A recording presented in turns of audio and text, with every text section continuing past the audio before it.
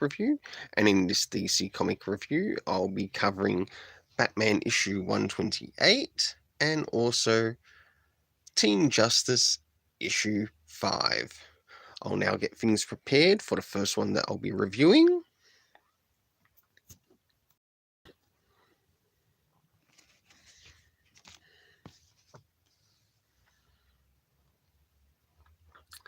And that is Batman 128.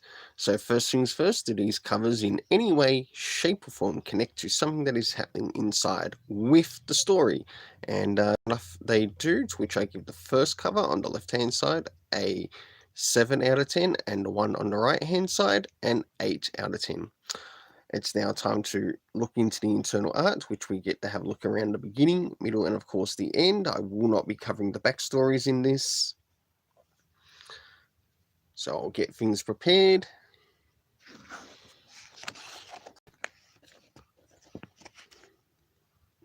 So as we move into the beginning, we start to see the members of the Justice League coming in to help Batman.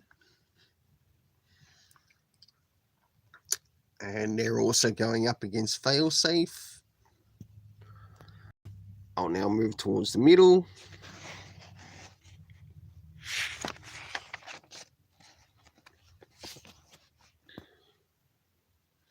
And as we see here, they are trying to, at all angles to take out this opponent.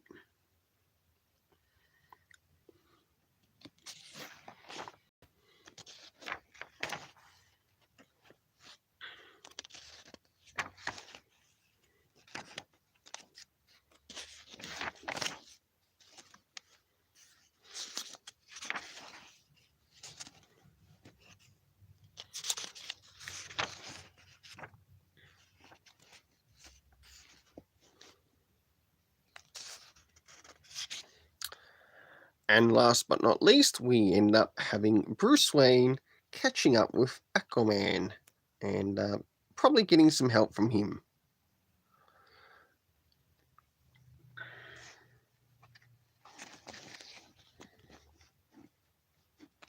So for the internal artwork, I gave it a 7 out of 10. Now it's time to move into the story rating. First things first, in relation to the story, did we comic references to any of the previous issues or anything that might be important that ties up to this story? No, we didn't. What about the next area being time? None of that at all. Next locations. The next area being locations. So the locations we got in this were, of course, Gotham, we had Atlantis, and last but not least, we had Wayne Manor. The cast of characters consisting of Failsafe, Superman, Green Arrow, many members of the Justice League, including Martian Manhunter, Hawkgirl, Black Canary, Zero. We, of course, had Tim Drake, Nightwing, Aquaman, and I'm missing someone there. So for the overall story rating in this, I gave it a 7 out of 10. I'll now get things prepared to the reviewing of Multiversity Teen Justice.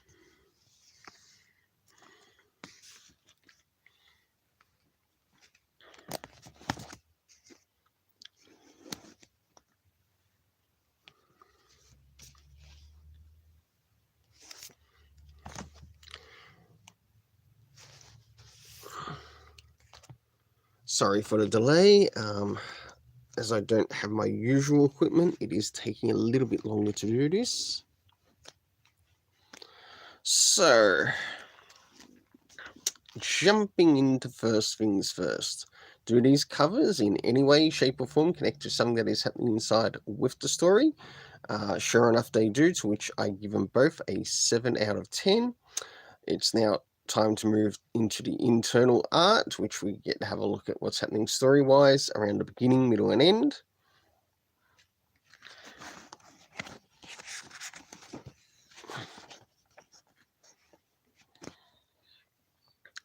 So as the story starts, we got, of course, the gender bent characters of certain characters that in the Multiversity Earth 11, and we can see that we've got the Green Lanterns going up against some of the Team Justice. I'll now move towards the middle.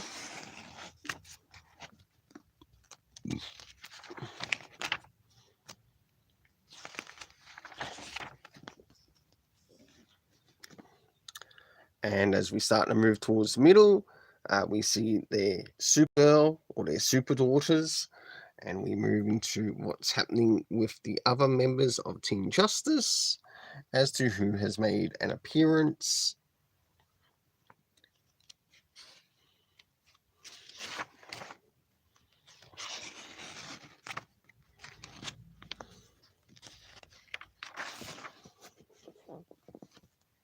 And as we start to move towards the end, they do seem to go up against quite a bit of opposition towards the end of the story.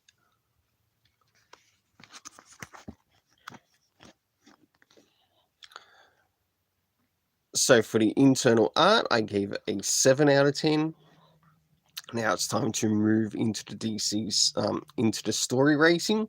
So first things first, did we get any comic book references that showed up in the story? Sure enough, we did, which was the DC Pride 2022. The next area being time, did we get any indication of when some of these things were taking place time-wise in the story? No, we didn't. So the next thing after that is location. So we ended up going to the locations of Keystone City and Central Park, New York City. The cast of characters, the last but not least, were consisting of Kyle, Aquagirl, Robin, Supergirl, Troy, Clarion, Kid Quick, who's also Jess, and of course we had Raven, and last but not least, the Green Lanterns make an appearance. So for the overall story rating in this, I gave it a 7 out of 10. Until then, let's keep it colourful and have yourself an awesome day.